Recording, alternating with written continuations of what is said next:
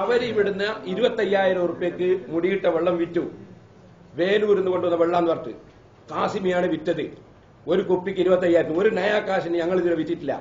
അയാളോട് നമ്മൾ ചോദിച്ചു, നിങ്ങൾ അപ്പറഞ്ഞ മുടിയിലെ സെനത് എവിടെയെന്ന് ചോദിച്ചു. ഇതുവരെ അവർ സെനത് കൊണ്ടുവന്നില്ല. അതുപോലെ തന്നെ കൂരിയാടുന്ന മിഞ്ഞാന്ന് നദിവി, അത് നിങ്ങളൊരു പത്രസമ്മേളനം വിളിച്ച നദിവില്ലേ, അദ്ദേഹം അവിടുന്ന് ഒരു കുറെ വായിച്ചു. ഇന്ന സ്ഥലത്തൊക്കെ മുഹമ്മദ് നബിയുടെ തിരുശേഷപ്പെടുന്നത് വായിച്ചു.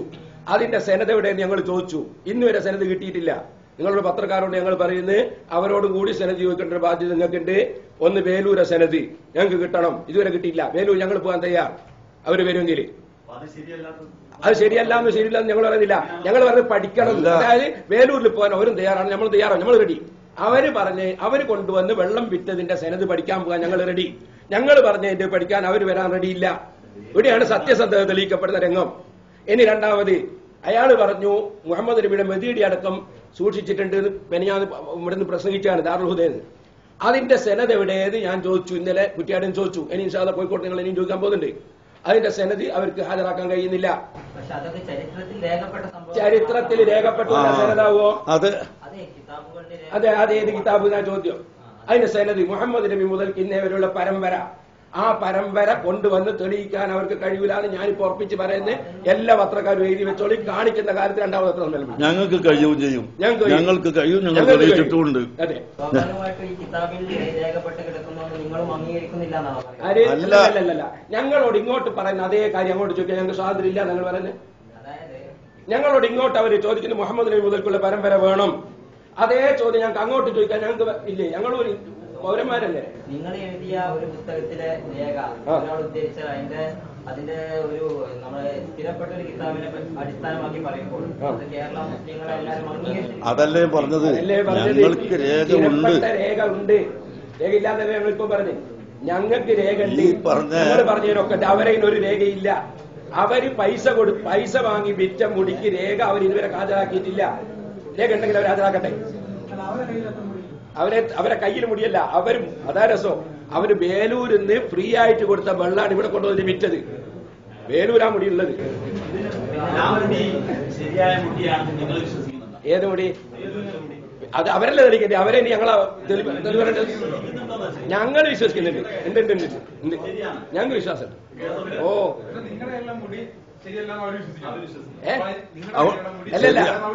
ശരിയല്ലാന്ന് വിശ്വസിക്കലല്ല. ഞങ്ങൾ അവരെ വിശ്വസിക്കുന്നു പറയാം, വാദിക്കുന്നു എന്ന് പറയും. വിശ്വസിക്കണേ തെളിവ് വേണം. വാദിക്കുന്നു. ആ വാദം അവരാണ് സ്ഥിരപ്പെടുത്തുന്നത്. അവരത് തെളിയിക്കാൻ തയ്യാറില്ല. ഞങ്ങൾ തെളിയിക്കാൻ തയ്യാറാണ്. അവരത് തെളിയിക്കാൻ അവർ തയ്യാറില്ല. ഞങ്ങൾ തെളിയിക്കാൻ ഞങ്ങൾ തയ്യാറാണ്. മനസ്സിലായോ?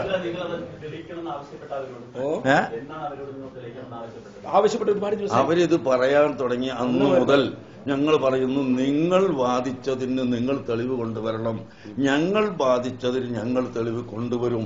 ഞങ്ങളുടെ കയ്യിൽ തെളിവുണ്ട്. ആദ്യം ഒന്ന് മർക്കത്തിൽ വന്നു. അതിന് ഞങ്ങൾ അവർക്ക് തെളിവ് കൊടുത്തു. രണ്ടാമത്തത് തെളിവ് ചോദിക്കുന്നതിന്റെ മുമ്പ് അവർ ഈ തെറ്റായ കുപ്രചരണം നടത്താൻ തുടങ്ങിയത് കൊണ്ട് ഇനി നിങ്ങളും ഞങ്ങളും കൂടി കൂടിയിട്ട് വേണം ആ തെളിവിൽ പോകാൻ എന്നാണ് ഞങ്ങൾ പറയുന്നത്. ഞങ്ങൾക്ക് വിശ്വാസമുണ്ട്. അല്ല അവര് വിശ്വാസമുള്ളതാണെന്ന് പറഞ്ഞുകൊണ്ട് ഇവിടെ വന്ന് വിറ്റു. ഞങ്ങൾ പറയുന്നതിന് അവർക്ക് വിശ്വാസം കാണുന്നില്ല. അതെന്തുകൊണ്ട്? അതിന് കാരണം അവർ പറയണം. ഉണ്ട്, തീർച്ചയായിട്ടും ഉണ്ട്. ഞങ്ങൾക്ക് വിശ്വാസത്തിനല്ല ചോദിക്കുന്നത്. വിശ്വാസം തെളിവ് ചോദിച്ചൂടാ. അങ്ങനെ ഉണ്ടോ? വിശ്വാസം തെളിവ് ചോദിച്ചൂടാ. അല്ലല്ല, ഞങ്ങൾക്ക് പരമ്പരാഗതമായി കിട്ടിയാൽ തന്നെ വിശ്വസിക്കും. ഈ തെളിവ് വേണമെന്നില്ല. തെളിവ് പല തെളിവുണ്ട്. പരമ്പരാഗതമായി കിട്ടിയാൽ തന്നെ വിശ്വസിക്കും. അത് വിശ്വാസമാണ്. അതേ സമയത്ത് ഇവര് ചോദിക്കുന്ന ഒരു തെളിവുണ്ട്, പരമ്പര. ആ പരമ്പര തെളിവാ ചോദിക്കുന്നത്, വിശ്വാസമല്ല. വിശ്വാസപരമായി പരമ്പരാഗതമായത് വിശ്വസിക്കും. നിങ്ങൾക്ക് പരിചയമുണ്ട്. ആ ഹദ്രജി കുടുംബത്തിലെ സഹോദരന്മാർ കുറെയുണ്ട്. അതിൽ ഏറ്റവും വലിയ പണ്ഡിതനും ഈ ഖദ്റജിയുടെ സ്ഥാനത്ത് ഇന്ന് അദ്ദേഹം നടത്തിയിരുന്ന മതപഠന ക്ലാസ് നടത്തുന്ന ആളും ഇവിടെ തന്നെ പാണക്കാട് പണ്ട് വന്നിട്ട് ഒരു മാസം താമസിച്ച് പരിചയപ്പെട്ട ആളും ഇപ്പോൾ ഈ കേശവുമായി വന്ന സമയത്തും പാണക്കാട് അദ്ദേഹത്തിന്റെ മക്കളെല്ലാം കാണാൻ പോയിട്ടുണ്ട്. മുഹമ്മദ് അലി ശിഹാബ് തങ്ങളുമായിട്ട് ബന്ധത്തിന്റെ പേരിൽ. അങ്ങനെ ബന്ധമുള്ള ആളും അറിയപ്പെട്ട ആളും പ്രശസ്തനും ഇദ്ദേഹമാണ്. മറ്റുള്ളവരെക്കാൾ എത്രയോ പ്രശസ്തനായ പണ്ഡിതനാണ്.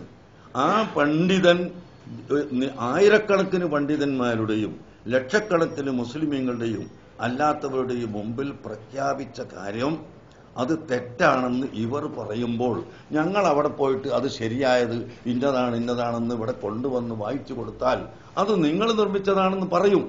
അത് പറയാതിരിക്കാനാണ് ഞങ്ങൾ പറയുന്നത്, നിങ്ങൾ വരൂ, ഞങ്ങളും വരാം, ഒന്നായി പോയിട്ട് അദ്ദേഹത്തെയോട് നമുക്ക് വാങ്ങാമെന്ന് പറയുന്നത്. എന്നല്ലാതെ ഞങ്ങൾക്ക് രേഖയില്ലാത്തത് കൊണ്ടോ സംശയമുള്ളത് കൊണ്ടോ അല്ല. ആദ്യത്തെ കേസത്തിന് ഇവർ രേഖയില്ല എന്ന് പറഞ്ഞു. ഞങ്ങൾ വളരെ വ്യക്തമായി അത് കാണിച്ചപ്പോൾ രണ്ടാമത്തതിന് അവർ ചോദിക്കണ്ടായിരുന്നു ഞങ്ങളോട് രേഖ ഉണ്ടോന്ന്. അത് ചോദിക്കാതെ ജനങ്ങളെ ബുദ്ധിമുട്ടാക്കുകയാണ് അവർ ചെയ്യുന്നത്. ജനങ്ങളെ നശിപ്പിക്കുകയാണ്, ഭിന്നിപ്പുണ്ടാക്കുകയാണ്. ഈ ഭിന്നിപ്പുണ്ടാക്കൽ അവസാനിപ്പിക്കണം. കിട്ടുന്നതിന്റെ ഇടക്ക് അതിന് രേഖ ഉണ്ടെന്ന് പറഞ്ഞവരാണ് നമ്മളെ ഹസറജിന്റെ. ആദ്യത്തിൽ രേഖ ഉണ്ടെന്ന് പറഞ്ഞിട്ടാണ് നമ്മൾ കിട്ടിയപ്പോ രേഖ ഇല്ലാന്ന് പറഞ്ഞു.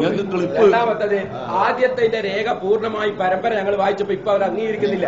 അതിന്റെ എല്ലാം അവര് പറയുന്നത് അത് ഞങ്ങൾ ഉണ്ടാക്കിയെന്നാ. അപ്പൊ ഇതിനെ സംബന്ധിച്ചു അത് തന്നെ പറയും അവര്. അതുകൊണ്ട് അവരെ കൂട്ടിപ്പോണെന്ന് പറയുന്നത്. അതിന്റെ എല്ലാം പുറമെ അവര് പറഞ്ഞ് എങ്ങനെ രേഖ കൊണ്ടുവന്നാലും കാന്തപുരത്തിന്റെ കയ്യിൽ കിട്ടിയതോട് സ്വീകരിക്കൂല. അങ്ങനെ പറഞ്ഞിട്ടുണ്ട്. അങ്ങനെ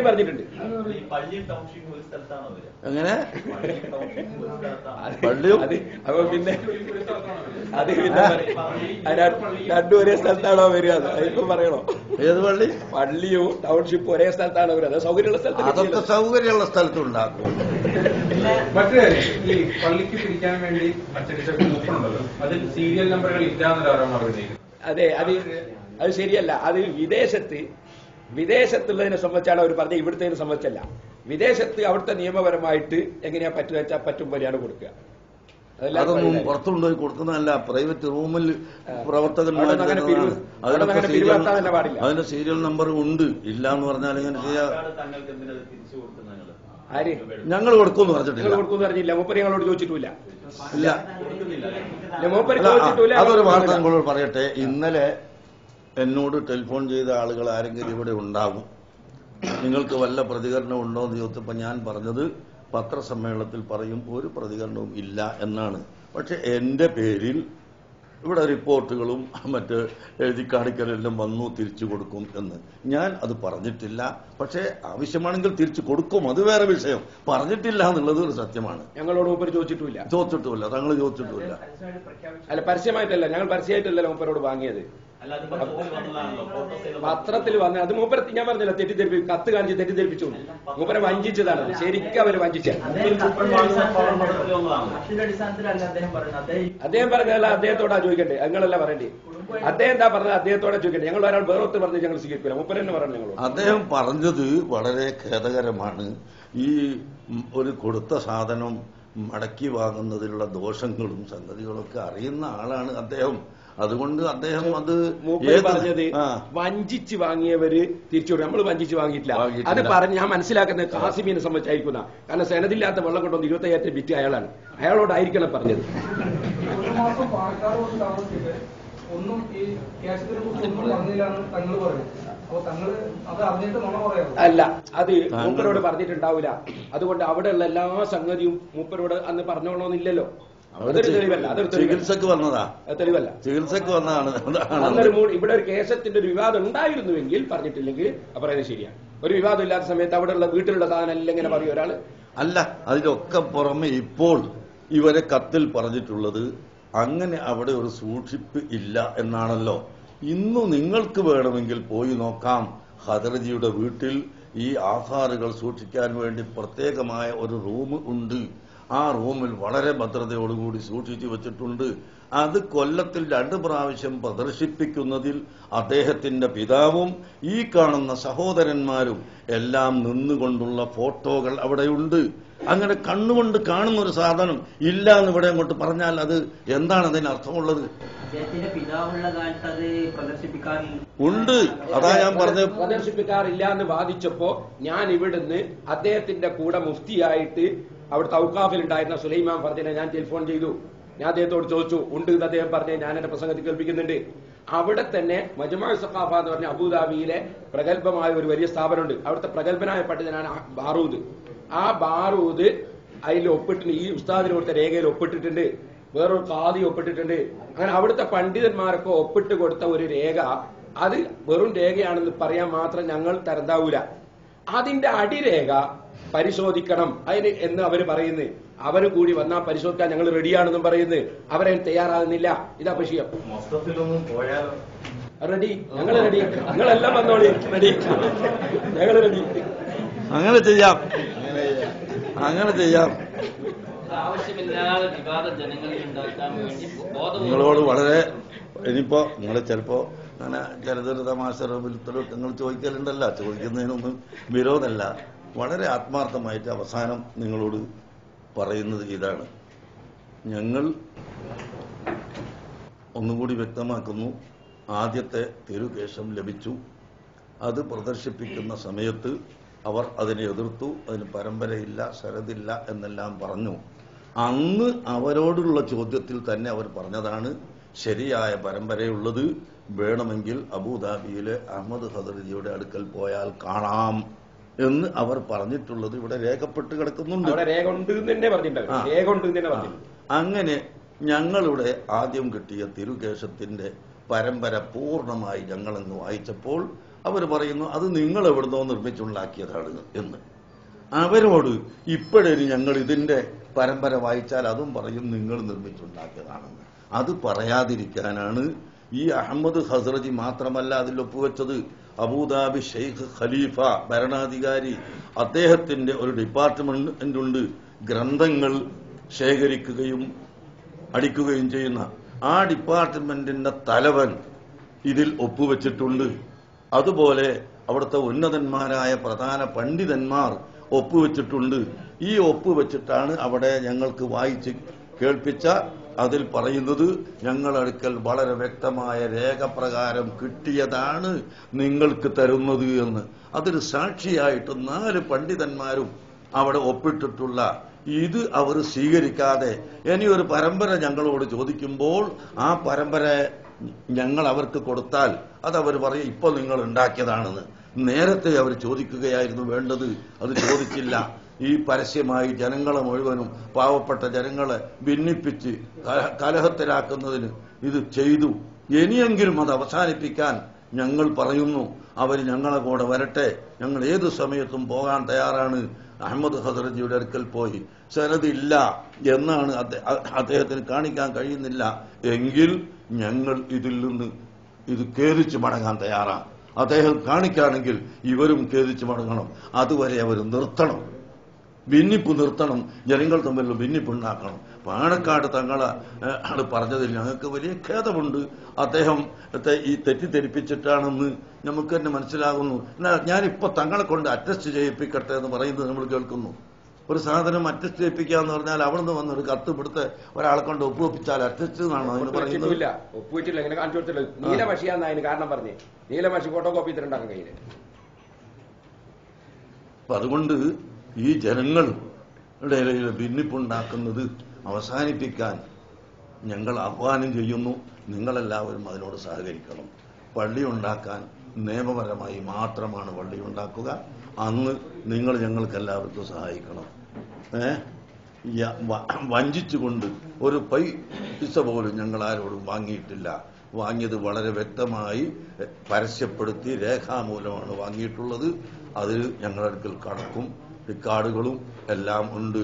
ഞങ്ങൾ 1000 കോടിയിലധികം ഉറുപ്പിക 33 കൊല്ലം കൊണ്ട് മർക്കസിന് ഞങ്ങൾ ഉണ്ടാക്കി ചെലവഴിച്ച് കഴിഞ്ഞു പോയിട്ടുണ്ട്.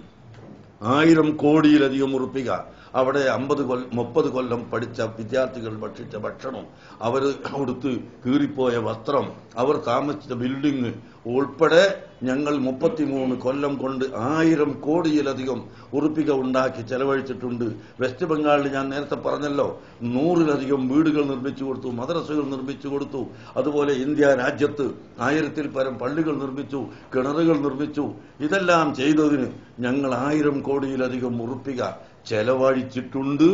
ആ ചെലവഴിച്ചതൊന്നും ഇങ്ങനെ ഒരു കൃത്രിമുണ്ടാക്കിയോ വഞ്ചന ചെയ്തിട്ടോ വാങ്ങിയതല്ല, പരസ്യമായി വാങ്ങിയതാണ്. ഞങ്ങൾ കമ്മീഷൻ എടുക്കുന്നവരോ കമ്മീഷൻ കൊടുക്കുന്നവരോ അല്ല. ഒരു ഉറുപ്പിക പോലും കമ്മീഷൻ എടുക്കാതെ ഉണ്ടാക്കിയിട്ട് ചെയ്യുന്നവരാണ് ഞങ്ങൾ. ഇത് ആ പ്രവൃത്തി അതേ നിലക്ക് തന്നെ ഞങ്ങൾ തുടരുന്നു. ഞങ്ങൾക്ക് ഇങ്ങനൊരു വഞ്ചന ഉണ്ടാക്കിയിട്ട് ഇവിടെ പള്ളി ഉണ്ടാക്കേണ്ട ആവശ്യമൊന്നുമില്ല. അതുകൂടി നിങ്ങളോട് പ്രത്യേകമായി വിനയത്തോടു കൂടി പറയുന്നു. നിങ്ങൾക്കെല്ലാവർക്കും ഇത്രയും നേരം ഇരുന്നതിലും വേണ്ടതുപോലെ ചോദിച്ച് മനസ്സിലാക്കിയതിലും ക്രോസ് ചെയ്യേണ്ടടുത്ത് ക്രോസ് ചെയ്തിട്ടും മനസ്സിലാക്കിയതിൽ നിങ്ങൾക്ക് എല്ലാവർക്കും നന്ദി രേഖപ്പെടുത്തുന്നു. ഇനിയും നമുക്ക് കാണാം അടുത്ത്.